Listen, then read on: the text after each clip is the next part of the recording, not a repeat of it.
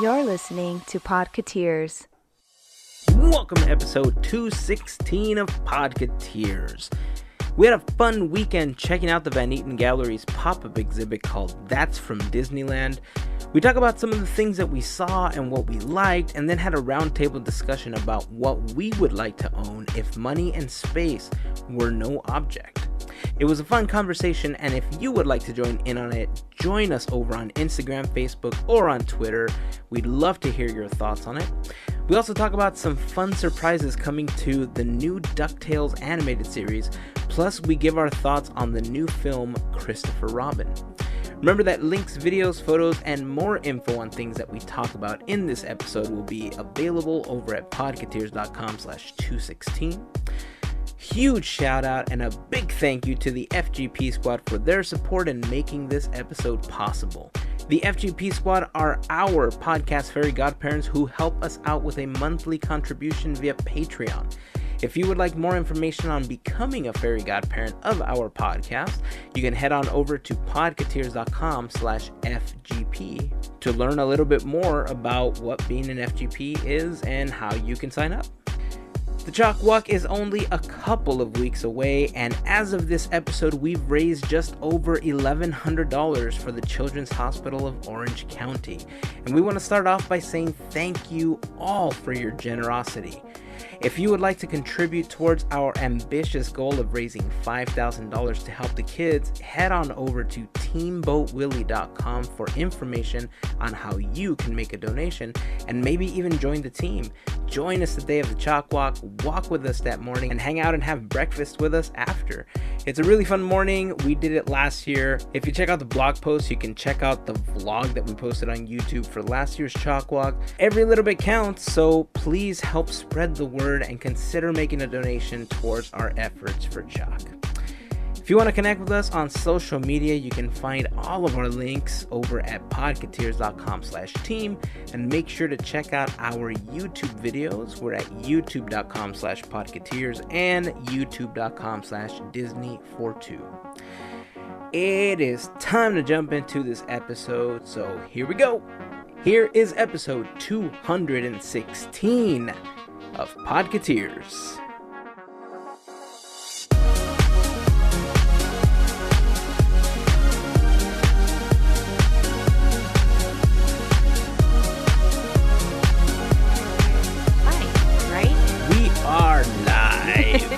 Dun, dun, dun. We're live. So how's everybody doing? Good. Fantastic. How's the heat treating all of you? What heat? Horribly. You don't feel it there? I don't know what magical No, land we have you're a a thing part called- of, but... It's called the magical land of AC. What? AC Slater? You got it, Preppy. I Perfect don't answer. have one of those. So we're enduring this heat again, and it doesn't feel good. I'm just waiting for it to be done. And then for it to be so cold that then I'm saying, oh, I can't wait for it to get hot again. No, No. cold is always the best answer. You could always layer. That's how I Yes, feel. exactly. That is exactly how I feel. Pretty much over it at this point. But, I mean, we did get a chance to visit the movie theater to watch Yeah. Christopher Robin this weekend to escape the heat a little bit, so that helped. Did you guys get a chance to go Nice. watch Christopher Robin? Mm-hmm. Yes. No. No? Oh. But you went to the movies, though. Didn't you say you were going to go watch something? I saw 4 other movies because AJ's in Walt Disney World, so I'm waiting for her to come back movies? before we watch Christopher Robin. Gotcha. We might see it on Aw. Tuesday. Gotcha. We can fully talk about it next episode, but I did at least want to share some thoughts on it in this episode later on. But You could spoil it. I don't mind. oh, I mean, you know what it's about. It's about Winnie the Pooh, dude. I know. It's let me guess. There's a bear. There's not a much to piglet, and spoil. But yeah, we'll talk about There's that an Eeyore. in a little bit. You know what? I actually was thinking about you because, I mean, you guys are all DuckTales fans, right? Mm-hmm. Yeah. Have you ever wondered, VJ, if Donald could speak in such a way that you could just understand everything that he was saying all of the time, what he would sound like? Oh, of course. But don't you have a decoder voice box like I do to understand him. Well, I don't have one of those decoder things, but Neither do I, but But- it would be nice to understand him. well, in this, so the new version of DuckTales, the reboot that's on Disney XD right now, there's an episode that's coming up where I forgot who the scientist is on the show, but he's gonna drop something into Donald that's a little voice modulator, and he will be voiced by none other than Don Cheadle. That's so cool. That's gonna be awesome. So if you've ever wondered, Donald sounds like Don Cheadle. And There you go. War Machine. War Machine, yeah. For you Marvel fans. And according to the little promotional video that they posted talking about him being on DuckTales, a Thanos survivor. Oh, That is how he Nice. is dubbed. And if you're one of the 7 people that hasn't seen Infinity War yet, Gavin, I mean, I'm not going to spoil whether or not War Machine lives for you. I think it's up to you to know. I think you just did. Well, I mean, it could be a total lie. I mean, he could be living in Duckburg and not in real life, right? But yeah, he's gonna be a voice on DuckTales. I think that's pretty fun. Plus, while I was reading the same article, again, this is part of why I was thinking about you, not just because Donald's your favorite character, but also because the Three Caballeros are gonna be a part of DuckTales. I know, I saw that. I read that. I was like, What? oh, this is going to be awesome. Yeah, Exactly why they need to keep that attraction at Epcot in Mexico. so they can make it all a DuckTales attraction. No, just keeping it Three Caballeros. So speaking of DuckTales, our friend Jared Mariyama, who was on one of our recent episodes, their podcast, Squared Co., is actually doing another artist prompt this month. They've been doing this for 3 months now. So if you're an artist out there and you like to doodle and draw or design, their artist prompt this month is DuckTales. Nice. So they're looking for everybody to submit their DuckTales inspired art. So if you want to draw one of their characters or draw something mashed up with DuckTales, whatever, if you tag it with hashtag squaredco_create and hashtag duckdoodle, you might even get a feature on their feed. They like to feature their favorite drawings. So if you're an artist out there and you love Squared Co like I do, go check it out. And if you look up that hashtag, there's already tons of really cool DuckTales art. So if you like DuckTales, just go check out that hashtag and you'll see some cool DuckTales stuff. Yeah, there was a couple posts that were all 8-bit. Did you get a chance to see those? I haven't seen the 8-bit ones. Yeah, no. it was pretty cool. One of them was like Gizmo Duck, one of them was Uncle Scrooge, and I want to say the third one was Donald, but they were just pixels high. And if you stand far away enough, you squint a little bit, you could totally see the characters. I like art like that because it's very simple, but it speaks a lot, right? So I really enjoyed those. Yeah, it's awesome. We'll put the post where they announced it also in the blog post for the episode, so podketeers.com/216 if you guys want to check that out, and you guys could like the post and follow them and stuff like that. There is a lot of cool art. Are you going to submit something for this one, Gavin? Oh, you better believe I'm working on Nice. something. Didn't you just finish your piece for the next Pop Comics exhibit that's coming up? I did, yeah. It's coming up August 18th is the opening reception for the Deadpool show. Nice. So I had to stretch my Marvel muscles and dig in there. I actually watched Deadpool for the first time to get a little reference, and yep. So that should be a fun, exciting You need show. to work out that Marvel muscle, buddy. I know, right? I'm One sure there's time. going to be some amazingly irreverent and awesome art at that show. I can't wait to see what everybody else comes up with. Just make sure you put a chimichanga or a taco in Deadpool's hand somewhere, or cats. I'm He sure loves there's gonna be a cats. He lot of loves that. chimichangas and tacos. The actual name of the show is Unicorns and Chimichangas. Oh, nice. Nice. I would expect Yeah. nothing less. Well, we will certainly be there to vlog the Yep. event Cool. and post in our Instagram stories, take some photos. So if you guys want to be there, the information will be in the blog post. You guys can go support Gavin, support the other artists. Sam and Popzilla Gallery with Pop Comics always puts on a really fun show, so I'm sure this is going to be no exception. I don't know how to preface that as far as taking kids to this show because, I mean, it is Deadpool. I mean, we know Right. that Deadpool 2 was a family film, but, I mean, I don't know what type of art is going to be there and if you're going to want to show it to your children. So I will say that as a preface to that show. But it's always fun, and I'm looking forward to being there and supporting Gavin and the other artists. Gavin, can we print your Deadpool thing on a T-shirt? Can I wear it? I mean, we can make T-shirts out of that. Yeah. Well, once we... I think it'll make a great T-shirt. I think so, too. I don't know what it looks like, but I want to buy one already to go with my Deadpool shoes. Nice. Well, once it debuts at the show, maybe we'll throw it up in the gear section, and people can order a T-shirt. Yeah. Yeah, we can figure something Sweet. out for sure. Oh, you know what? I did want to mention something else since we were talking about Don Cheadle and DuckTales and all that stuff. It reminded me when I saw the fact that it said that he was a Thanos survivor. Do you guys ever watch the YouTube channel Film Theory or the Film Theorists and stuff like that? I might have seen it. Never heard of it. I watched a lot of their videos, and last month, probably a few weeks ago from when this episode is launching, they had posted a video about how it was almost impossible for Thanos to snap with the Infinity Gauntlet on. And I just thought it was like one of the funniest videos they've posted because it's true. Like, there's no way you can get the friction with the metal and stuff like that. It was a fun video. And it just made me think about that when we were talking about DuckTales and Thanos Survivor and all that stuff. So I'll throw it up in the blog post if you guys want to check it out. I got a laugh out of it, and I think you guys will too. So I just thought I'd That's throw that out there. amazing. Wait, so since we seem to be combining universes here at all angles, Well, it's all Does Disney. does that mean Howard the Duck is part of the DuckTales universe? Well, no.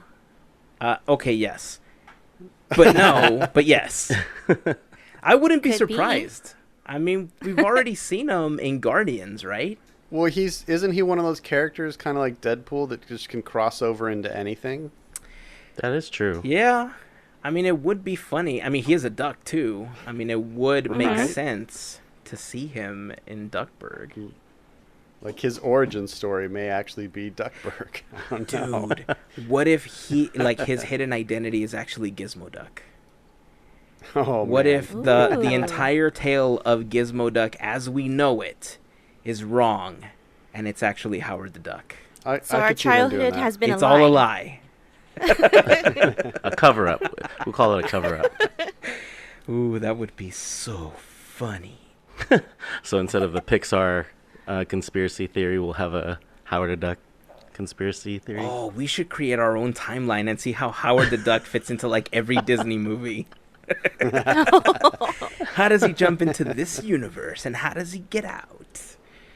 That would, I mean, like 4 people would appreciate that. Not many people care about Howard the Duck, and most people don't even know who Howard the Duck is. A lot of people know. You think You know, so? when Guardians opened up and they had those plushies of Howard the Duck, and they also had like Rocket and Groot, Howard the Duck sold out first. Yeah, okay, I could Really? see that. And then when the 4 people that bought them all to sell on eBay took them, then what happened? Okay, Brutal. touche. Yeah, I guess Howard is one of those characters that especially is of a generation that if you grew up especially watching the film, it's not a kid's film. You know, I Yeah. don't recommend you watching it with your kids and getting the warm and fuzzies. But, I mean, if you're an adult and you want to watch Howard the Duck, I think it's not the greatest movie ever, but it's one of those where you kind of at least have to say you saw it once just to get it out of the way. It's called Yeah. the 80s, so... there you True, go. true. But, I mean, in the 80s, there was also very many films that were just amazing. True. Okay, low budget 80s. Yeah. Well, it always surprises me that that's a Steven Spielberg film. It's crazy. I think it was one of those films where they said, look, dude, we need a film for this summer.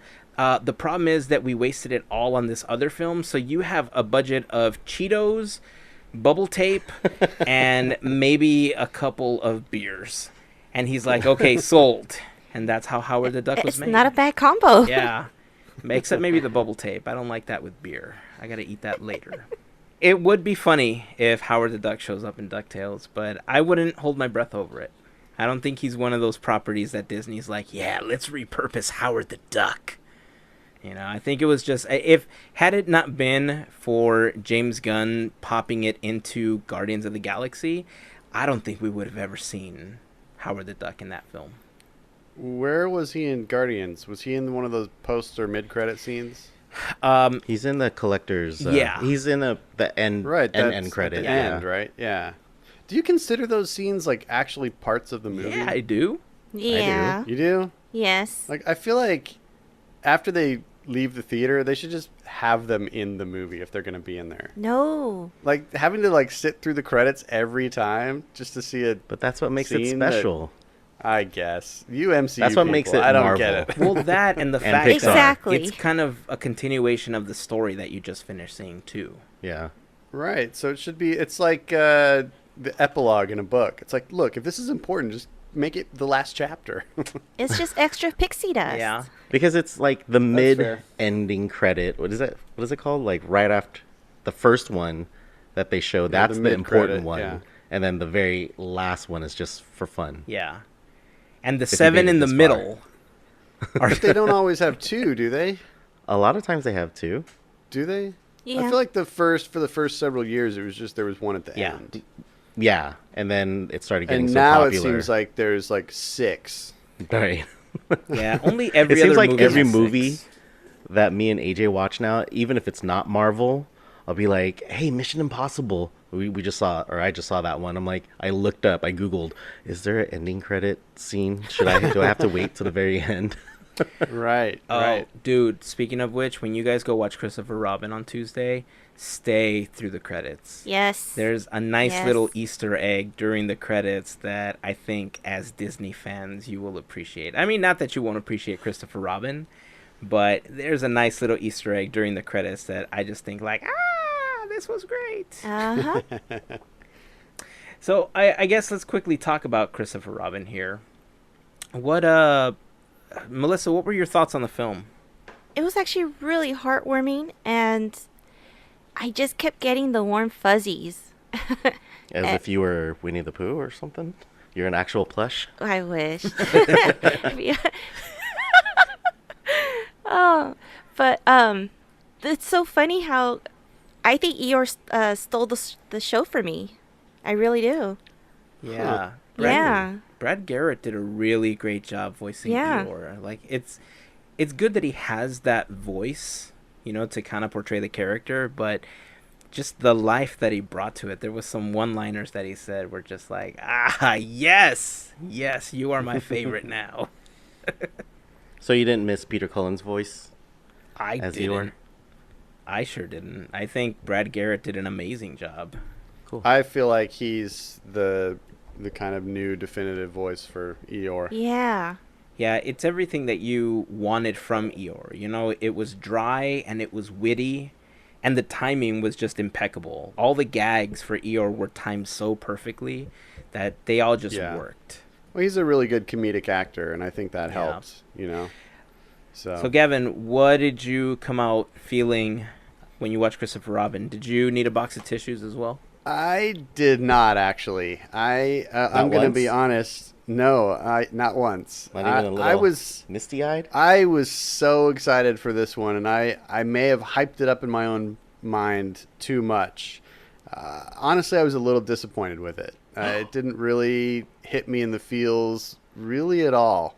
So, I mean, I thought it was a nice movie, and I thought there were some really cute parts, but I don't know, I guess because I feel like we've heard this story before, you know, in versions of the Peter Pan story and versions of, I mean, I felt like there was a lot of Toy Story kind of elements to it. I don't know, I just didn't feel like they were breaking any new ground, so I felt like the story had been told already, and it was a little predictable. Interesting. That being said, I liked the world in which they, you know, told the story. I liked the way that they handled the plush characters, you know, of 100 Acre Wood and, you know, all of the other settings. I thought it was very quaint and very British, and I like that as an Anglophile. But I don't know, it never really kind of leaped out and grabbed me the way that I expected it to. So a little disappointed, but I did enjoy it. That's interesting. I will agree with you that the story was predictable, and we essentially knew what the story was going into it before we even knew much more about it, right? You know, Christopher Robin grows up, and somehow the characters just reunite with him, and then all of a sudden, you know, he's back in the 100-Acre Wood. We just didn't know how it was going to happen until you saw the film, right? And a lot of what I felt watching it, and I will disagree on the fact that I did get a little bit emotional, but I got emotional for a different reason. I didn't get emotional watching the film per se. I got emotional thinking about my kids and wanting to spend more time with my kids. That's how it hit me. It wasn't like, oh my God, like this movie, right? The movie was great. I thought the general message of the film itself about slowing down, taking time to enjoy today for what it is, I think resonated with me as a father more than anything else. Because especially with all the stuff that we're doing, you know, we have work, and then we have all these things that we're doing on the side, the podcast, all these other projects.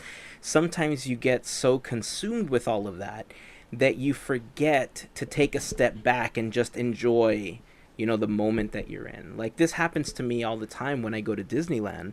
Most of the time that we go, I spend so much time taking pictures and vlogging that sometimes I don't get a chance to have fun for that hour that I'm there.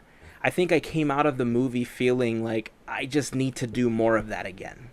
You know, have fun for myself, have fun with my friends, have fun with my kids, have fun with my wife. That's what I ultimately got from watching this film.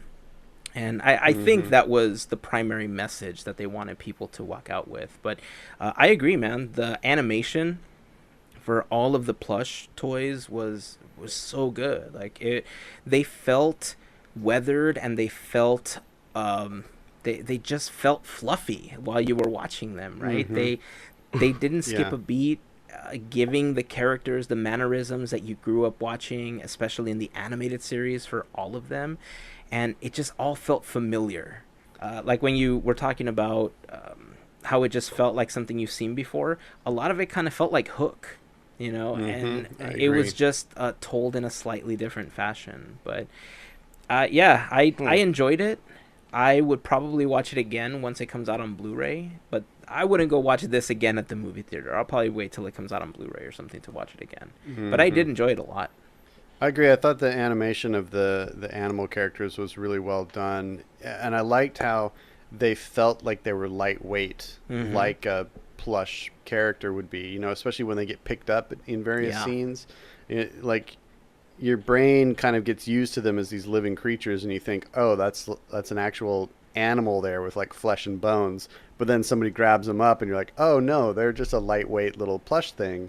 And the way they animated that was super believable, and I thought that was really good. Those visuals were definitely a high point for me. Yeah, I have to agree. You know what I did get pretty psyched for while we were sitting in the movie theater?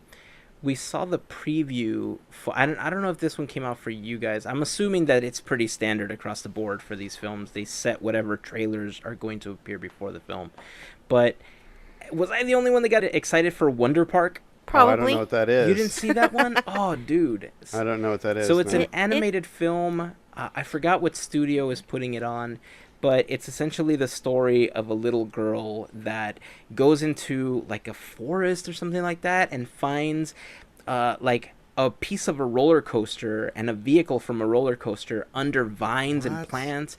And she removes the plants, gets inside of the roller coaster, and it goes. And all of a sudden, this entire theme park begins to magically appear and just out of nowhere starts appearing. I'm a huge roller coaster fan, and the idea that, look, I'm just going to be straightforward with you guys. I've actually had a dream that's very similar to that trailer, I think, which is why I was like, oh my God, I want to find a roller coaster in the woods and just have my own theme park. That explains it. Cool. Yeah. I mean, when I saw it, man, who's putting it on? I think it's Nickelodeon that's doing it or something, or It's Nickelodeon. Wow. it's Nickelodeon. Yeah. Yeah, Paramount That's Animation cool. and Nickelodeon movies. The funny thing is, though, that when you look at, especially the little girl that's in that trailer, it looks like Coraline. Yeah, I was gonna say that A her little bit. haircut. Yeah, A little bit. like her haircut, her facial structure. It's very Coraline. It's not. There's nothing Disney about it, and it looks good. I actually am looking forward to seeing this film. If you guys didn't get a chance to see it or didn't even know that it existed, I will put the trailer for Wonder Park in the blog post for this episode. It'll be at podketeers.com/216. I think any roller coaster enthusiast might feel the same about this one, but that's just me. I Did don't you know. feel like the monkey looked like Caesar from Planet of the Apes? Yes. Yes. What was the Yeti one, Melissa? Little Oh, feet. Smallfoot. Oh, Smallfoot. Smallfoot. I was not psyched for that at all. I mean, it's a cool twist on the whole Yeti Yeah. thing, but I was not. It's like Hotel Transylvania. Yeah, I but was gonna say terrible. Yeah. it's like, aw. So they're running out of ideas, but whatever. At least it's a different idea. It's not Yeah. the same thing over and over again. Yeah. It might be funny. that. So wait, back to our original discussion of Marvel crossover stuff. I've never watched the show, but wasn't Christopher Robin's wife Jessica Jones? Isn't Oh, that the on girl that plays Netflix? Jessica Jones? No, well, Haley Atwell was Agent Carter. She's not Jessica. Agent yeah, she's Yeah, not Carter. Jessica she's not. Jones. She's not Jessica Jones. Yeah, Jessica Jones was. God, what is her name? I guess I thought that was the same person. See, I'm totally clueless when it comes to God, what is Marvel. her Kristen Hey, Ritter. but I give you Kristen credit. Ritter. Yeah. So wait, but one of those people is the person that played Christopher Robin's wife. Yeah, so Christopher right? Robin's wife Yeah, is the Haley first one. Atwell. Okay. Agent Carter. Yes. Did. Captain America's Agent Carter. You know. Yeah, Older girlfriend. I thought that was Jessica Jones. Who's Jessica Jones? I mean, she's also a Marvel character, but I'm confusing those two. I'm mixing those two people up. In any case, I recognized her, so I get points. you know what? You get the points. I'll give them to you. Yes. Well, before we continue, I do want to send a quick shout out to Alexandra, who is not only the most recent member of Teamboat Willie, but she is also our newest Fairy Godparent. Awesome. Did you hear that? Woo. I heard the little Sweet. twinkly magic stuff. So, Alexandra, thank you very much for becoming a member of the FGP Squad. We truly appreciate it.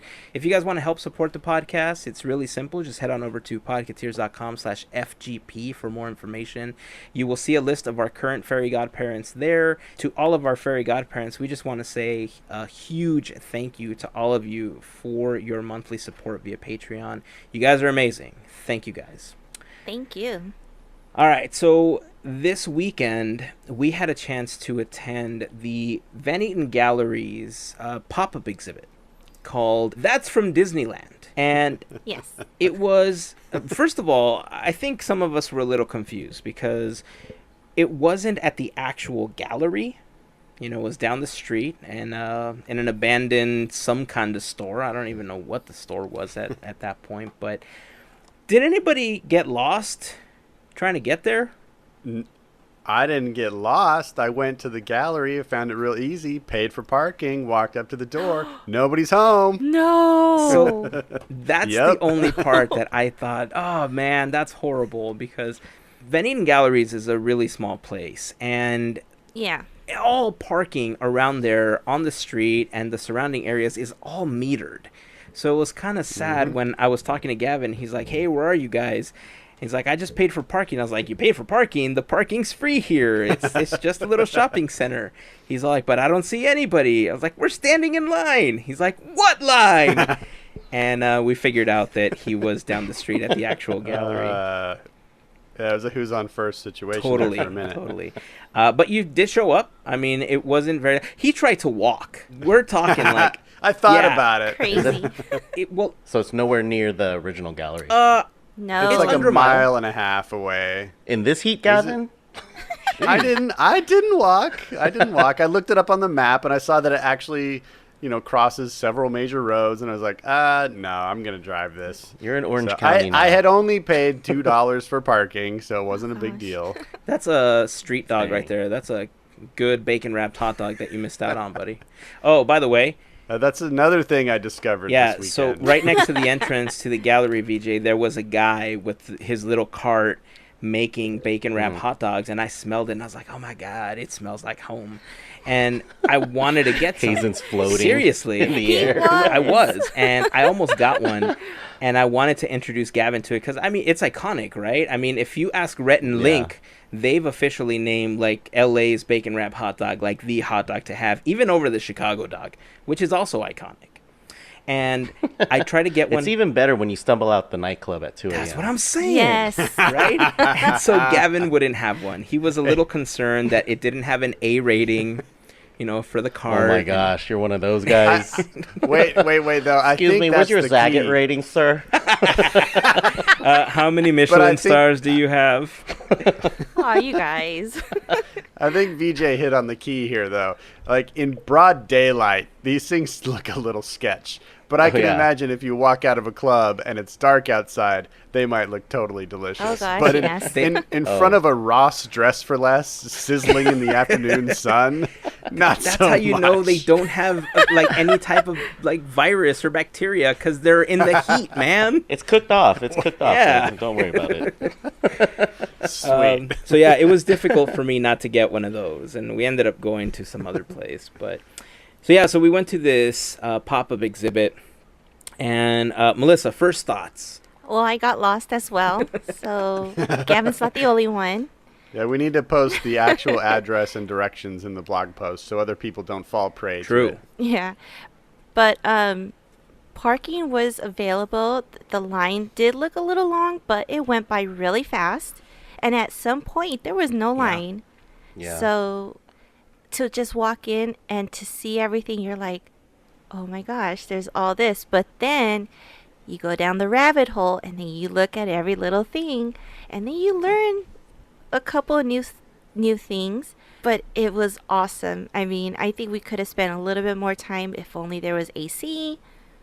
Oh, there's You no know, it would have AC been in awesome. this warehouse? No. There was is, AC. but it was kind of light. Oh, because there's too many people Yeah. and it's hot and...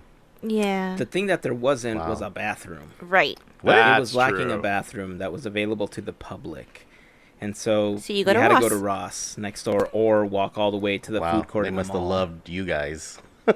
Oh, they were fine. They were not a problem at all. Well, most Ross workers don't really care, so let's be Yeah, honest. that's true. They're like, I are was you just taking grateful our that- sweaters? That's nice. I'm just glad that they didn't give us any problems because I think we had to go across the street for a restroom. Yeah. Dang. And the line got Yeah. pretty long at one point because it was right in between a PetSmart and the Ross. And the line went right in front of the PetSmart entrance. And so people kept having to separate for their customers to walk in and out. So if anything, I think it would have bothered the people at PetSmart a little bit more. I don't think that they ever thought that there was going to be this huge line forming for the exhibit. And this was approximately 3 or 4 days kind of already into it because it had already been in previews earlier in the week. Right. So there Right. was a lot of people going, but I don't know if they were just letting a few people in at a time, one, to control the crowd so that it was easier to see everything and maneuver, but also for the heat. Because it was, I mean, I was glistening. We took a lot of video, and I'm glistening in all of them. I'll just put it that way. It's that new filter. huh? Yeah. Yeah, it's that new glistening filter on the phone. It's great. It looks fantastic. I heard that people were lining up super early, but you didn't have to. It was... Yeah, I heard there's people no were like, reason oh, to. it's like a rope drop No. thing, but it's so No. big that there was no problems, no lines. Like, Yeah. you didn't have to worry about anything, huh? Except for the bathroom. Yeah. Yeah. So if you want to be there for a couple hours, like be prepared for that. And honestly, if you care anything at all about Disney memorabilia and history, you will definitely spend at least 2 hours Yeah. there. There's so much to look at. There's one So- thing I wanted to add, and I noticed this, is that when you went in, there's security on the side. They took so many water bottles from people. Really? So don't Uh-oh. take water with you. Huh. Yeah, Oh, because you might spill it on Yeah. one of the exhibits. right. But they had a whole table full of water Interesting. bottles and really nice things. I'm like, wow. Well, oh well. Mhm. So if you were thirsty, you just had to walk over to security. And I was gonna say, they have all the water there. Reclaim your water later. Yeah. here's a number. How long were we there in total? Do you guys remember? Oh gosh, we were there for almost 3 hours. I Yeah. think. Yeah, because Maybe more than it 3 may hours. have been more, because I remember we showed up just before noon, and we didn't go get food until about 4:30. Yeah, we were. Yeah, you're right. We were there a Yeah. while. I think it was close. And to 4 Gavin's right. hours. I mean, there's so much. Every piece that's in the auction has a little bit of history. It's got a little card that tells you, what years it was active, and where it was displayed and who created it, if it was concept art and stuff like that. If you read through everything, it would probably take you the entire day. So reading through it and then actually looking at all the concept art and enjoying it, it was very reminiscent of going up to like the Walt Disney Family Museum, but on a much smaller scale for some of these pieces, especially all of the concept art for the attractions. I had never seen that many Disneyland maps from all those decades all together, and having a chance to see all of the similarities and all of the differences between the maps. I think there was one in particular that we ended up highlighting in the vlog that I'm working on that Gavin kind of pointed out to us, which was really cool. And then there was one Imagineer. Do you guys remember what his name was? Bruce Bruce Bushman, I Bushman? believe. Yeah, I mean, Yeah. his name just kept appearing on so many pieces.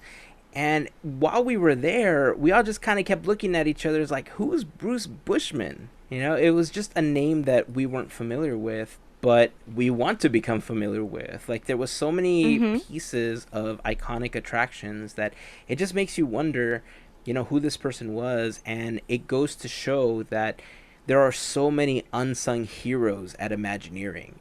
We know all of the common names and all of the big names that worked on some of our favorite attractions, but it does go to show that Imagineering is a huge organization, and there's many people that never really ever get the credit for the stuff that they design. So yeah, definitely. have you guys been to the smaller Eaton Gallery? I have. No. I haven't. So, okay, because I've been there, and is it just like what's at this exhibit Okay. that you guys went to? Is it like consignment pieces that people are? It's because it's all an auction, right? It's a silent Right. auction. So the Van Eaton Gallery, the actual location that they have, is kind of two big rooms, and they're not even that Right. big. Like, I would probably equate it to, just to give it some familiarity, like two tiki rooms put together with like a division, a wall division between the two, and a door that you can walk through. And for the most part, anytime that they have an auction at Van Eaton, they have a group of collectors that are trying to sell some of their pieces. So it's never one person. The difference between this one is that it's all one person that's selling his entire collection. Right. Oh, okay. So that's what I thought it was. Wait, who's the person? Is it? The owner of this collection, his name is Richard Kraft. But his stuff was at the gallery before, the original gallery, correct? He probably had Or some this- pieces there before, but this particular exhibit and this particular auction is just all of his. Wow, and he's selling everything? Yeah. Everything. Was there something that we're like, okay, this is collection, you guys could see it, but this is not being sold? It's funny, we actually asked him that. We asked him if okay. there was anything that he was going to miss, and he said no. Why? Yeah, he said no. I mean, Why collect all that and then sell it? you know what? He talks Like, about that. I need some money, and I'm trying to pay for my annual pass now. And That's exactly why he's selling everything, for his annual pass when Galaxy's Edge opens. We actually asked him all of that. I don't want to spoil it. It was a nice little talk that we had with We'll wait him. for the We'll vlog. put it up in the vlog. The link will go up. Okay. So make sure that you're following us on Twitter, Instagram, and on Facebook, and watch out for that. Subscribe on YouTube, youtube.com/Podketeers. hit that bell icon. Yeah, or else you won't get notifications, because that's just how YouTube works. But yeah, it was a good talk with him. We had a talk with the owner, Mike Van Eaton, the guy that puts on these auctions. Cool. So we had a chance to talk to him. And I mean, it's huge, dude. Like, so many pieces that are just valued at such a high price tag. It's crazy. Like, there was That Doom buggy. Oh, I know. So, how much was a Doom buggy? Like 50? 75,000. Well, if you thought That's how much the starting auction is? That's how much they're estimating it's going to sell Yeah. at the auction. That's Oh. like the reserve value or Yeah. whatever they call it. So Yeah. when you saw a piece, it'll say like what the reserve value is, Right. and Mm-hmm. it has to hit that Yep. before it actually sells. I don't know if it was an actual reserve value or if it was just an estimate. It written on there, it said estimate, but Yeah. I don't know. We didn't get a whole lot of details on the auction because it was a little out of our price point. Well, because I heard some auction pieces were starting at $50. yeah, Did you see Yeah, any there of was these things? some. Yeah, didn't. some of the smaller paper things were that much. Most of the like souvenir maps were in the like 200 to 500 Yeah. range. But there were some $500 smaller. for a map? Yeah, the big poster size Oh, souvenir oh, maps that'd be cool. from That'd be cool. decades ago. Yeah. Oh yeah, Like the one I at would Mr. buy one of those Great from right Moments with now. Mr. Lincoln. yes. Like that yeah, one yeah, without exactly. it lighting up, obviously.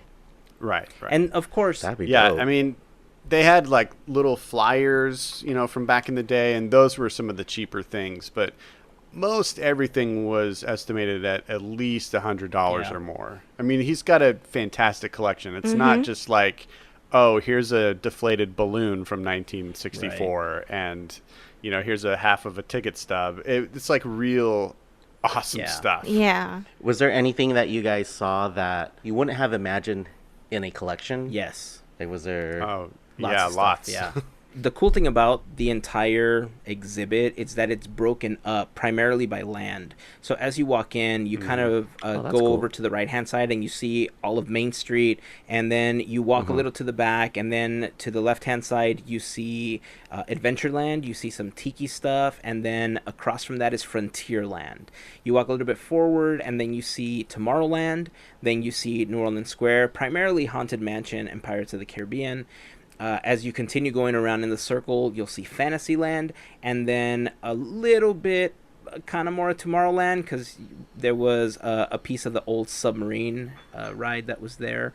And then after that is just kind of like the checkout point. They have like a little store set up and stuff like that. So that's kind of Yeah. the grand circle tour of this exhibit, right? One of the things that really stood out to me, I'm not going to say the Hatbox Ghost because I've seen that before.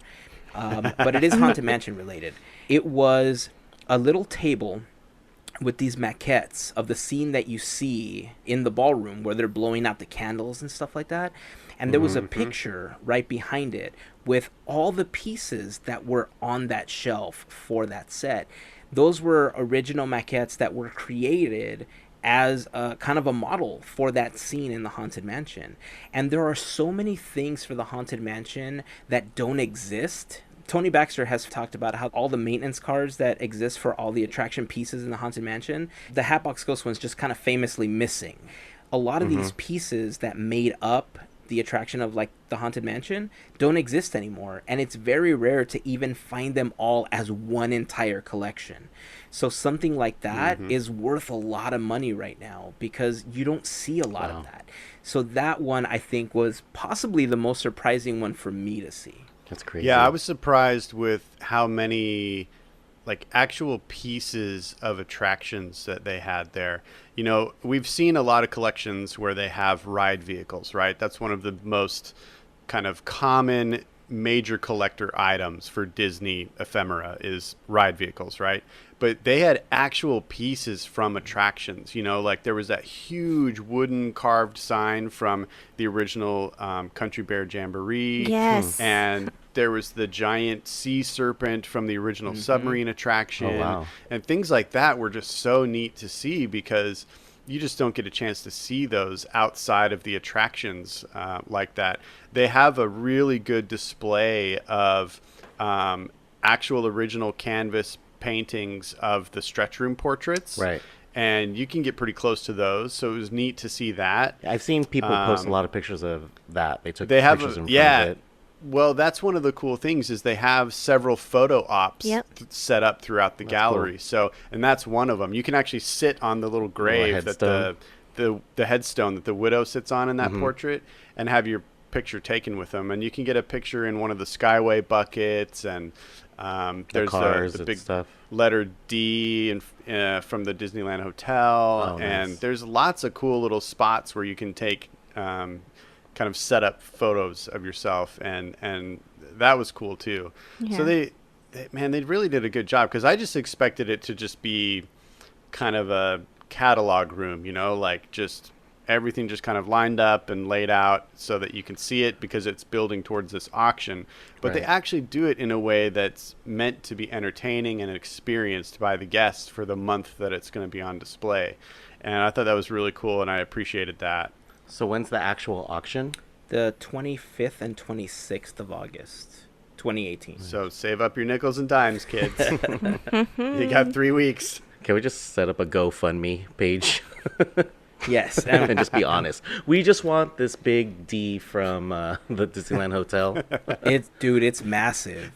Yeah. No, I've seen it. Lean it up against the outside of your house. Yeah. It's like 3 stories or something, or 2 stories. Yeah. It's at least 2. It's huge. I like it. You just go crazy with everything that's there. You're like, man, I would love to just have the money magically appear so I could buy some of this stuff. Yeah. Or donate it. Well, that's fine. One of the cool things that they have... one of the cool things they have available is they actually produced a really nice catalog of the collection. So they have a paperback and a hardcover, and even a PDF version, which is only, I think, $10. But you can actually have a really nice pictorial catalog of the entire collection to, for your later viewing, if you don't have, $50,000 to spend on a ride vehicle. How dare you not have that? So this is his whole collection? Yeah. There's nothing in here that's... Everything is he's being just selling sold. everything. 25 years worth of collecting is all being sold in this auction. I want to know. I want to watch that vlog now. I want to see why he's selling everything. I'll show you a piece of it when we're done recording. Sneak peek. Sneak peek. You're on the inside. I wish I knew somebody in Podketeers to show you a preview. Gavin, make it happen. Did he say how much everything was, like how much he actually spent? No, that's the one question that I regret not asking him, and come on. I don't know if it's in any of the books, but sometimes you get lucky, right? Like sometimes people find these vehicles at an Imagineer's house that, passed away, and they just want to get rid of it, or many years ago they just didn't know what they had on their hands, because there was many points in Disneyland's history where things just were thrown away, and they didn't think about cataloging them or creating some kind of museum space for these old pieces. They just saw it as trash. And so cast members would take them out of the trash and take them home, and that's how a lot of these collections were originally built. Like, Disneyland wasn't selling off pieces of the park to their cast members or to the public. Right. People just happen to come up on these pieces. Yeah, I mean, it's different now. But, that's just how some of these collections were built. And then they get sold from one person to another. And I would say that over time, the value has gone up for each of these pieces. But he could have gotten, let's say, one of the Skyway buckets for, I don't know, $10,000. But now it's going for $50,000 because the value has just increased over time.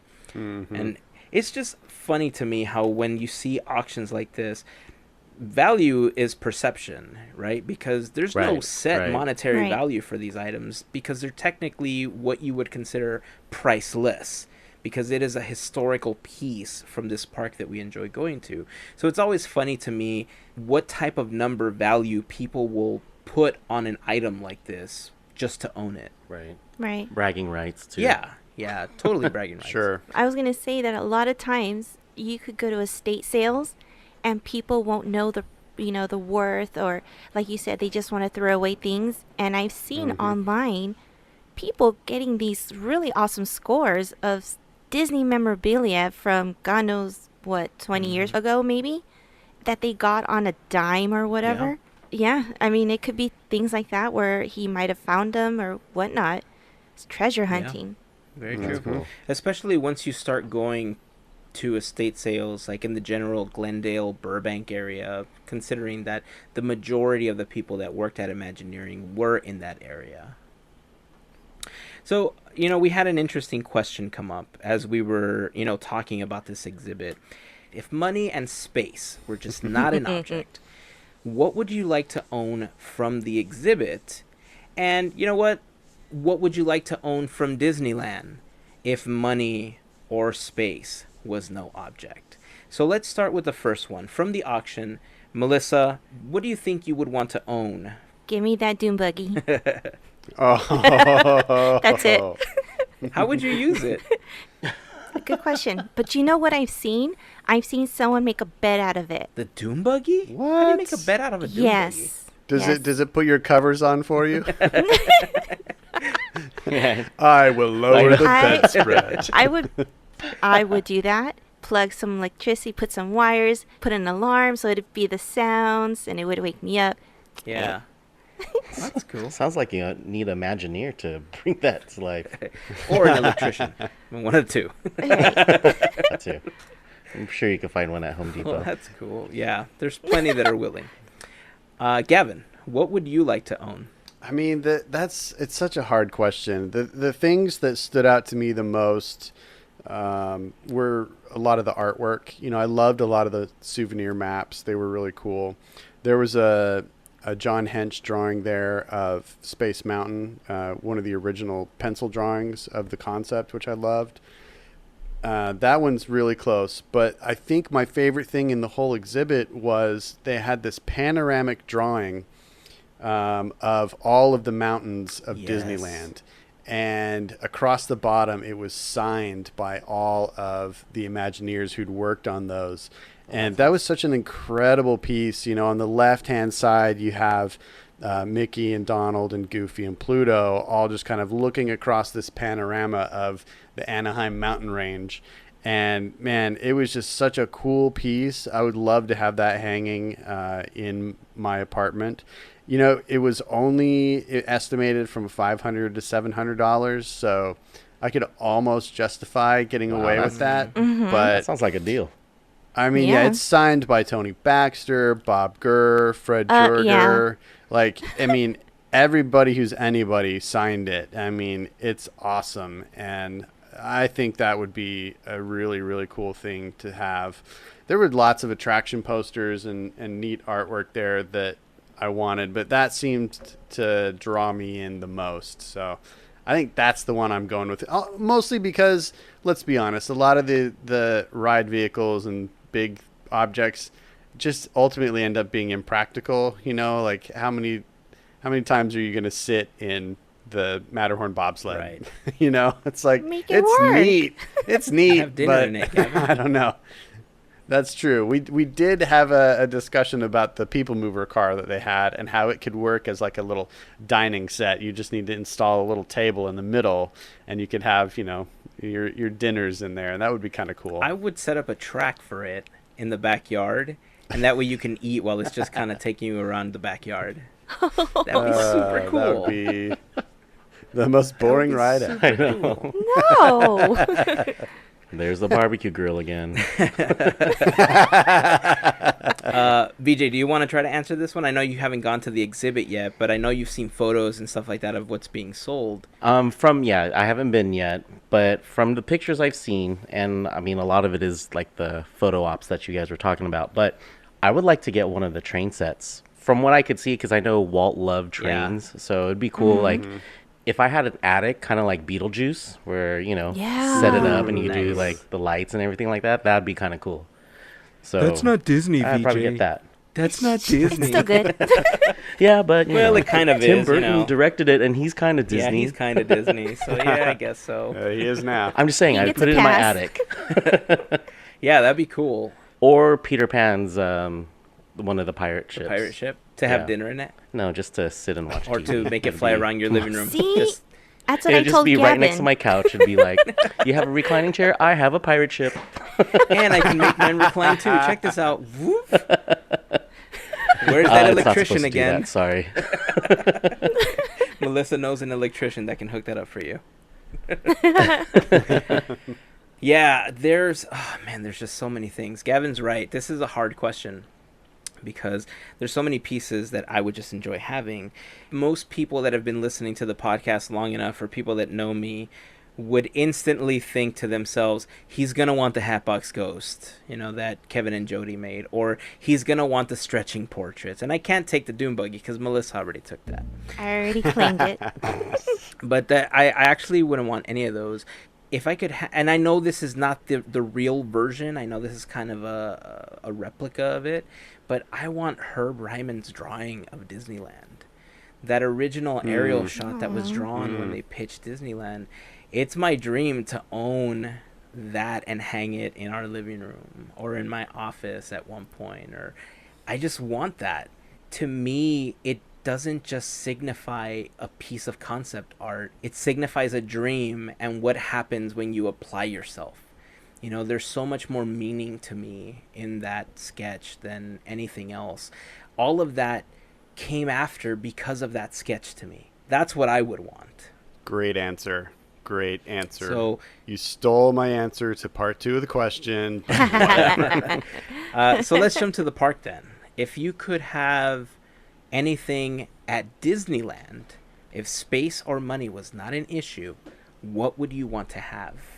Melissa, let's start with you again. Okay.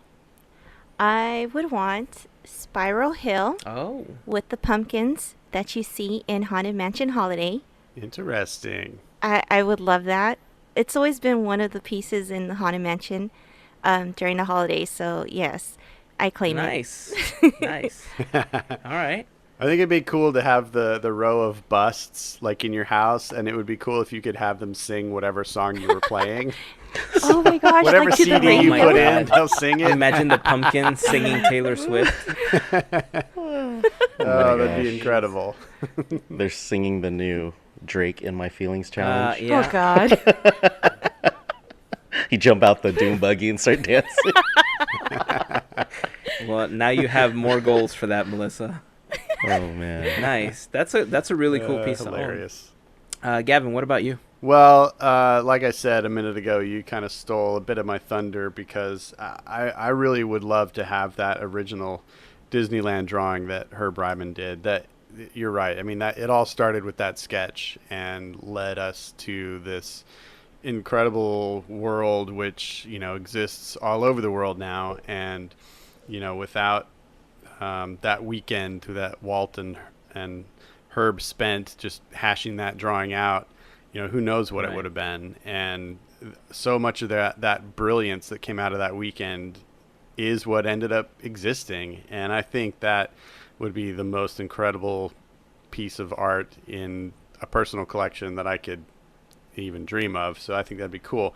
But if I have to pick an actual object from the park, I mean, my thoughts obviously go to pirates because that's my favorite part of the park. And I don't feel like I can choose the entire treasure room, so I'm gonna leave that intact. But You said money's no object. Yeah, money or so space you could is do no anything. object. well, okay. I mean, maybe I'll take that whole scene, but if I didn't pick that, now that she's, I guess, available, I would love to have the original redhead. Oh. I think that'd be cool. Yeah. Ooh. I think that would be pretty sweet. Cool. Good thing Charlie has her headphones on behind you. Right? Say what? No, but imagine it though. Like, let's say you have a big fancy house and you have like a foyer that people enter into when they come to your house. You open the door and they enter, and like she's there on a pedestal right in Yeah. the middle. Just that would be so impressive and cool. And then you say they're like, "Hey, where'd you get this? Oh, I won her at an auction." Huh? You get it? yeah, I see what you did exactly. That'd there. be Yeah, cool. that's a good piece, man. VJ, what would you like to own from Disneyland? Mine would be, if money's no object, and I had like this fat house, like near the ocean, I would go, like, if I was parking my cars in my garage, I would have to take a pirate ship to get inside the house. That would go straight into the living room. Nice. So cool. So you get on a pirate Nice. ship, like a loading dock, and it goes through the whole thing with the drop, only till about right before the battle. So you have everything, Okay. yeah, before Barbossa. But that whole transition, and then you step off into your living room, and then there you go. Wow. So that would be my whole thing. Nice. You know, because I've seen like Herb Ritz had this house kind of like that in Hawaii, where his garage, he would go in and then he would have to take like a boat into his living room. I was like, that's the coolest thing ever. And then when people were visiting him, he would have mood lighting. So if he was mad, it was all red, or if, you know, it was all cool, you're like, oh, okay, he's in a good mood today. But how cool would that be? Get on your own pirate ship, and then, yeah, you're inside. But I'll also have Imagineers like do different rooms at different, you know, parts of the park. Yeah. All my favorite attractions, I should say. Money's no object. I just imagine you getting home and getting out of the car and like 2 armfuls of groceries and like trying to step into the boat and like taking your ride. And you're like, hurry, I got things that need to go in the freezer. I gotta use the bathroom. Well, then there would just be a regular elevator or a. You can maybe have alligators in the moat, crocodile with a Right. clock. That would be awesome. So, you know, I gotta tell you guys, I'm a little surprised at your choices, because I think so far VJ's is really staying true to the whole like money's no object and space is no object. You want what you want, right? But I'm surprised that you guys chose things that are so small, because I mean, look, You wanted Are you the choosing castle? the entire haunted I mansion? was going to say the castle, but that was going to be too much. I mean, I don't look, know. if money was no object and space was no object, welcome to Hazenland, okay? I would just buy the whole park and make it my backyard. I would make the castle our mirror it. actual home. Yeah, it's so hard, man, because there's so many things that I think I would want to have, and there's so many pieces of the park that I think represent us as fans, like you guys, right? You chose the things that most represent your Disney fandom. As much as I would probably want like the Haunted Mansion or like the stretching room to take me down into like a man cave and like, you know, a big house or something like that, honestly, I would want something that's not even part of Disneyland right now and never really was a part of Disneyland. And that is the What? Tower of the Four Winds. Wow. I think having the Tower of the Four Winds as this giant sculpture outside of your house, bringing so much of an animated feel to where you are and having all of that motion, I just think looks super cool. And it's just an amazing piece of art. It's something that everyone could enjoy at any time without having to board something or to go underground or anything like that. It's just this giant visual masterpiece. You know, so if I could choose anything and I had all the money and space to spare, I will tell you that my runner-up was creating a railroad like Walt and recreating Nature's Wonderland in my backyard. Especially the Nice. Rainbow Caverns. Like, I am so obsessed with the Rainbow Caverns. right. It's not even funny. I really first want time the I've Tower ever of the heard of Four it. Winds, man. I just think it looks super cool. That's awesome. Okay, then I'm redoing my answer. I want New Orleans Square, all of it. I'm keeping my Spiral Hill. Well, here's what we should do, guys. Let's take all of our lands and make a big park out of it. Okay. You know what? I'm building that railroad. At the very least, we should have a monorail that links up all True of our that. houses, right? I think There that you would go. be good. If You that know- were the case, I would And no change stickers. Small World and make it into a lazy river. You're welcome. Nah, I There like you the go. boats. But with the song though, you're gonna hear that song the whole No. No, time. you're going to hear Taylor Swift now. No. What song would you, or just a music loop for Disneyland? Kiki, do you love me? No. You get out of the boat. Jump ship. Oh, man. So yeah, what song would it be? Oh, God, I wouldn't know. I just... I would say a Disney loop, like whatever they have on. Oh, maybe Disney like soundtracks. Yeah. There you go. So there's no vocals. No, if I could make one modification, so it was really hard for me to choose the tower over the railroad because I love trains. I have a lot of the Carolwood posters and stuff, and I grew up loving trains. So really, it was difficult for me to choose a tower over rebuilding Nature's Wonderland and having that old train. But there's this thing that I've always wanted to do, especially on the Disneyland Railroad. So when you're riding up with the engineers, you know how they kind of hang off of the side and they can kind of like ride the train? Like I've always wanted to do that, but in the background, I want to be blasting the music from The Good Dinosaur, the, what is it called? Oh, Run with the Herd. What? So the song is called Run with the Herd from The Good Dinosaur. I know With that. them berries. It's just one of those like songs that just makes you feel like, yeah, I got this. We're going to do it. Right? And so just ride the train, and instead of the general ones, like, da-da-da, da-da-da, yeah, this is me. Let's do it. And Wow. then Hazen gets hit by a branch. I wouldn't doubt it. It's like, what happened to Hazen? Oh, he fell back there. Still singing the song though. No, I would have speakers like playing it. It's honestly, that's like my favorite song on that entire soundtrack. It's playing at the music loop though, right? I would just It's in play it the over and music loop over. at, There's a repeat function on MP3 players. No, I'm just saying if anybody wanted to know the song, it's actually playing at the music loop at. Oh Disney, yeah, it's in at the Esplanade. Esplanade. Yeah, it's in the Esplanade and downtown Disney loop right now. But I mean, I'll post it in the blog post for the episode, podketeers.com/216 if you guys want to go check that out. I love it. As a matter of fact, look, through the magic of editing, I'm going to add a piece right here.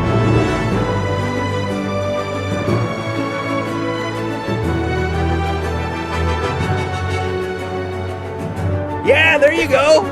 Yeah. I love that song. I love it. So, all right, so we're going to leave it there. I mean, we're going to throw the question out to all of you guys. If money and space was absolutely no object, what would you like to own from Disneyland or Walt Disney World or any of the other parks? Let's just open it to all Disney properties. No. You said Disneyland. You want to keep it You said Walt Disneyland? Disney All right, let's World. keep it Disneyland. Let's keep it Disneyland. Yeah, keep it Disneyland. Yeah, All right, keep so it let's there. keep it Disneyland. Maybe we'll extend this conversation to the other parks in a future episode. All right, so There you go. let's leave it Disneyland. If you could own anything from Disneyland, money and space were no object, what would you like to own and why? Join the conversation over on Instagram or Facebook or even on Twitter. Just search for Podketeers. All of the links are on our website. Just head on over to podketeers.com and you'll see how you can follow us on all of the social networks. If you want to follow any of us, podketeers.com/team. There you will find all of our personal social links, including our YouTube channels, youtube.com/podketeers and youtube.com/Disney for two. Make sure to hit that subscribe button and hit that little notification bell icon so that YouTube tells you what you want to hear. Because apparently you went there and you subscribed and they were like, are you sure you want to know when they post new videos? Because if you're not sure, we won't tell you. But if you hit this little bell notification, we might tell you. So make sure that you do that. And when you hit the bell, make sure that you do all alerts so that you know when we post all of our videos. I'm pretty excited to hear the answers. Yeah, I'm excited too because it varies, right? Depending on what land you most connect with and what era you most connect with. So yeah, it's gonna be really fun to hear people's answers for this one. We're a couple weeks away, guys, from Chalk Walk. We got a couple of auctions going on. I know. Gavin has this really cool thing going where anyone that donates to his Chalk Walk fundraiser is entered for a chance to win the drawing that he did of Rex. Melissa is posting some of the items that she has for sale to benefit her Chalk Walk fundraiser on her Instagram account. Disney for Two is getting ready to post some auctions on their Instagram account, so make sure that you're following all of them. I still don't know what I'm going to post, but I've been walking around asking people for money. And if you guys just want to help me out, head on over to the blog post for the episode. You're going to see our fundraising pages in the Chalk Walk section of the blog post, podketeers.com/216. You can also go to teamboatwilly.com for more information about how you can donate or even become a part of the team and join us the day of the Chalk Walk. It's for an amazing organization, the Children's Hospital of Orange County. Last year was our first year out as Teamboat Willie. We were able to raise $5,000, and this year we are just trying to match what we raised last year. So if you can make a donation, help us out with a few bucks, or if you want to join the team and help us fundraise, that also helps a lot too. And to all of the current members of Team Boat Willie, thank you guys for your support, and thank you guys for joining Team Boat Willie and helping us make a difference in this world. If you guys want to help us out, a great way to do that is by heading over to podketeers.com/Amazon before you place your next purchase on Amazon. Just look for the big button that says Amazon on it. When you click it, you'll be taken to Amazon with our special link, and anything that you buy may earn us a small commission as a thank you from Amazon because you went through our link and you made your purchase. And to everyone that's already going through that process, thank you guys very much. We truly appreciate that added support as well. That's it, guys. It's time to wrap up this. What do they say when you're trying to wrap something up? I know let's light this candle is to get it started, right? But what is it to wrap it up? Let's That's blow a out this wrap? candle. That seems kind of lame, though. All right, let's blow out this candle then. That sounds lame. All right, that's gonna be it, guys. So until next week, here is to beers, cheers, and Mickey ears. Have a fantastic week, everyone. Peace out. Bye. Toodles.